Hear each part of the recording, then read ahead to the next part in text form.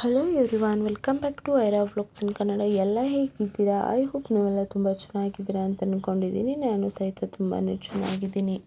ಕನ್ನಡ ಕಿರುತೆರೆಯಲ್ಲಿ ನಾಗಿನಿ ಎಂದೇ ಫೇಮಸ್ ಆಗಿರುವ ನಟಿ ದೀಪಿಕಾ ದಾಸ್ಗೆ ಹೆಚ್ಚು ಜನಪ್ರಿಯತೆ ಸಿಕ್ಕಿದ್ದು ಬಿಗ್ ಬಾಸ್ ರಿಯಾಲಿಟಿ ಶೋನಿಂದ.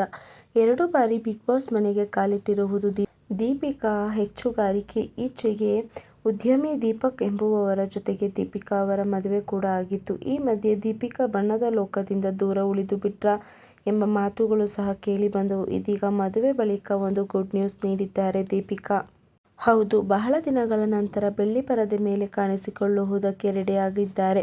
ಪಾರು ಪಾರ್ವತಿ ಎಂಬ ಸಿನಿಮಾದಲ್ಲಿ ಅವರು ನಾಯಕಿಯಾಗಿದ್ದಾರೆ.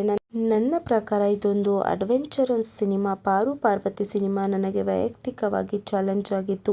ಈ ಸಿನಿಮಾದಲ್ಲಿ ನಾನು ಪಾಯಲ್ ಅನ್ನೋ ಪಾತ್ರವನ್ನು ಮಾಡುತ್ತಿದ್ದೇನೆ.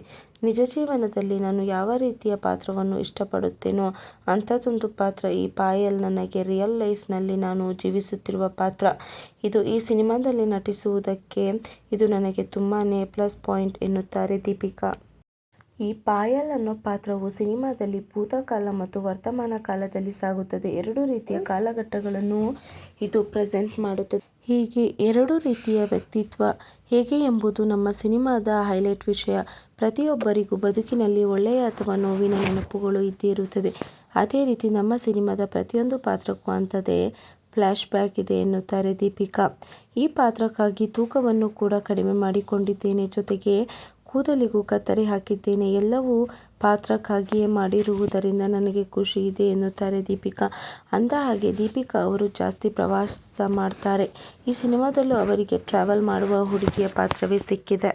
ನಾನು ಇಲ್ಲಿಯವರೆಗೂ ಸುಮಾರು 8 ರಿಂದ 10 ದೇಶಗಳನ್ನು ಸುತ್ತಿದ್ದೇನೆ. 198 ದೇಶಗಳನ್ನು ಸುತ್ತಬೇಕು ಎಂಬುದು ನನ್ನ ಜೀವನದ ಮಹದಾಸೆ. ಈ ಸಿನಿಮಾದಲ್ಲಿ ನಾನು ಮಾಡಿರುವ ಪಾತ್ರಕ್ಕೂ ನನ್ನ ನಿಜ ಜೀವನದ ಪಾತ್ರಕ್ಕೂ ಸಾಕಷ್ಟು ಸಾಮ್ಯತೆ ಇದೆ. ನಮ್ಮ ನಿರ್ದೇಶಕರು ಅನೇಕ ಬಾರಿ ಅದನ್ನು ಹೇಳ್ತಾರೆ. ನಿಮ್ಮಂತೆ ಈ ಸಿನಿಮಾದ ಪಾಯಲ್ ಪಾತ್ರ ಕೂಡ ಇದೆ ಎಂತಿರ್ತಾರೆ. ಅವರು ಸದ್ಯಕ್ಕೆ ಹೊಸ ಸಿನಿಮಾಗಳ ಸ್ಕ್ರಿಪ್ಟ್ ಕೇಳ್ತಿದ್ದೇನೆ ಎಂತಾರೆ ದೀಪಿಕಾ. ಮದುವೆ ಆದ್ಮೇಲೆ ಅದಕ್ಕೆ ಆದಂತಹ ಒಂದು ಟೈಮ್ ನೀಡಬೇಕಾಗುತ್ತದೆ. ಖಾಸಗಿ ಬದುಕಿನ ಕಡೆಗೆ ತುಂಬ ಟೈಮ್ ಕೊಡುತ್ತಿದ್ದೇನೆ. ಇದರ ಜೊತೆಗೆ ಒಳ್ಳೊಳ್ಳೆಯ ಸಿನಿಮಾಗಳ ಆಫರ್ ಬರ್ತಿದೆ. ಪೌರಾಣಿಕ ಸಿನಿಮಾಗಳನ್ನು ಮಾಡಬೇಕು ಎಂಬ ಆಸೆಯೂ ಇದೆ ಎನ್ನುವುದು ದೀಪಿಕಾ ನೀಡುವ ಉತ್ತರ.